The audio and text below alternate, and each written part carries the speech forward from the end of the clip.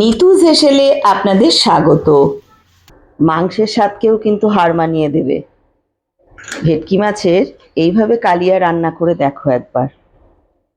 তার জন্য প্রথমেই লবণ হলুদের একটা জামা কাপড় পরিয়ে কোটিং তৈরি করে নিচ্ছি।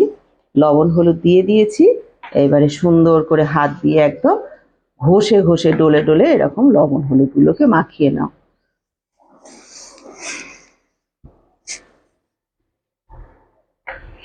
সুন্দরভাবে এভাবে একদম জামা কাপড়গুলো পরিপাটি করে পরানো হয়ে গেলেই এভাবে ছেড়ে দাও আধ ঘন্টার জন্য, ম্যারিনেশনে থাক।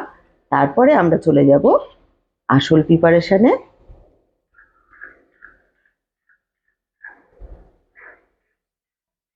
কড়াইতে সর্ষের তেল গরম করে নিয়েছি, নিয়ে এবার গরম তেলের মধ্যে একে একে মাছগুলোকে ছেড়ে দিয়ে সুন্দর করে লাল লাল করে 2 পিঠ ভাজা করে নেব।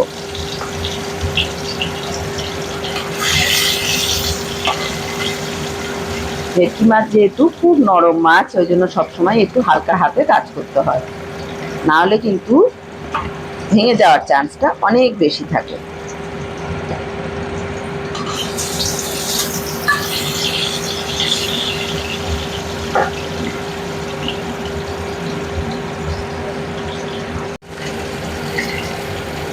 মাছ কিন্তু লাল লাল করে ভেজে নিয়েছি, দেখো পিসগুলো এরকম 2 পিস আর 2 পিস আলু দিয়ে গরম ভাতের সঙ্গে কিন্তু দুর্দান্ত।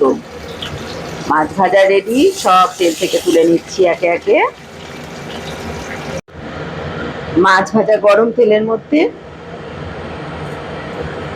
হাফ চামচ গোটা জিরে ফোড়ন দিয়ে দিলাম।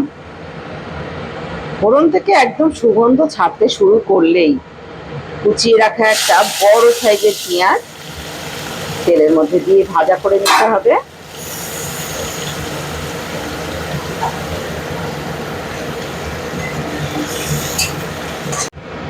পেঁয়াজ কিন্তু অনেকটাই ভাজা হয়ে এসছে, এখন আমি দিয়ে দিচ্ছি কিছুটা পরিমাণে রসুন থেতো। এই রসুনটাকে কিন্তু আমি মিহি করে পেস্ট করে বেটে দেব না, আমি একটু থেতো করে তেলের মধ্যে দিয়ে দিলাম। রসুনের কাঁচা গন্ধটা না যাওয়া পর্যন্ত একটু পেঁয়াজের সঙ্গে ভাজা করে নেব। পেঁয়াজ রসুন কষাতে কষাতে আমি একটা মশলা রেডি করে নিচ্ছি। 1 চামচ জিরে পাউডার, হাফ চামচ হলুদ পাউডার, হাফ চামচ পরিমাণ ধনে পাউডার, তার সঙ্গে একটু ঝাল করার জন্য, ঝাল স্বাদের জন্য হাফ চামচ লাল লঙ্কার গুঁড়ো, আর তার সঙ্গে দিয়ে দেবো এখানে আমি হাফ চামচ পরিমাণে আদা বাটা।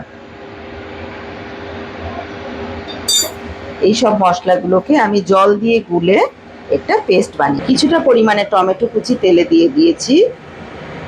টমেটোটা নরম না হওয়া পর্যন্ত তেলের মধ্যে কষিয়ে নেব। কষাতে কষাতেই কিন্তু টমেটোটা একদম নরম হয়ে মিশে যাবে। একদম পেঁয়াজ রসুন টমেটো সব মিশে গিয়েছে একদম নরম হয়ে। এবারে গুলে রাখা মশলাটা দিয়ে দেব, দিয়ে মশলাটাকে একটু তেল না ছাড়া পর্যন্ত ভালোভাবে কষিয়ে নেব। মশলা কষানো হয়ে গেলেই আগে থেকে সিদ্ধ করে রাখা কয়েক টুকরো আলু দিয়ে দেব। আলুটাকে আমি কিন্তু ভাজছি না, যেহেতু আমি আগে একটু সিদ্ধ করে নিয়েছি, তো এই মশলার সঙ্গেই ভালোভাবে কষিয়ে নেব আলুগুলোকে। আগে আমি মশলাটাকে সুন্দর কষিয়ে নিই, যাতে মশলা থেকে তেল ছেড়ে যায়। মশলা কষে কিন্তু একদম সুন্দর তেল ছেড়ে গেছে, আর এত সুন্দর সুগন্ধ বেরিয়েছে কি বলবো বন্ধুরা, তোমরা কিন্তু এভাবে কিন্তু একবার ট্রাই করো। আর হ্যাঁ, আরেকটা কথা, এই সময়ে কিন্তু তোমরা চাইলে একটু টক দই ব্যবহার করতে পারো। ফেটিয়ে নিয়ে 2 চামচ টক দই সুন্দর করে ফেটিয়ে এই সময় তোমরা গ্যাসের ফ্লেমটাকে একদম লোতে রেখে টক দই ব্যবহার করতে পারো। আমি যেহেতু টমেটো দিয়েছি তো সেই কারণে আমি আর কিন্তু টক দইটা দিলাম না। কি অসাধারণ কালার এসছে দেখো, আর এত সুন্দর সেন্ট বেরিয়েছে। মশলার সঙ্গে আলুগুলোকে ভালোভাবে কষিয়ে নিলাম। এবারে আমি পরিমাণ মতো গরম জল অ্যাড করব। যে যেমন ঝোলের পরিমাণ রাখতে চাও সেই পরিমাণে গরম জল অ্যাড করবে। পরিমাণ মতো গরম জল অ্যাড করে দিয়েছি। এটাকে আমি এবার 5 মিনিট ফুটিয়ে নেব। এই সময় লবণটা দিয়ে দেবে তোমরা চেক করে, কারণ এমনিতেই আমার আলুগুলোকে আগেই বয়েল করা আছে, আর মাছগুলোকেও ভাজা আছে, আর ভেটকি মাছ যেহেতু খুব নরম মাছ, সেই জন্য কিন্তু 5 মিনিট ফুটিয়ে নিলেই হবে। আমি ঝোলটা টকবক করে ফুটলে তবে মাছগুলো ছেড়ে দেব। ঝোল ফুটে একদম টকবক দিয়ে ফুটে উঠেছে। ধীরে সুস্থে মাছগুলোকে সব আমি ছেড়ে দিচ্ছি ঝোলের মধ্যে।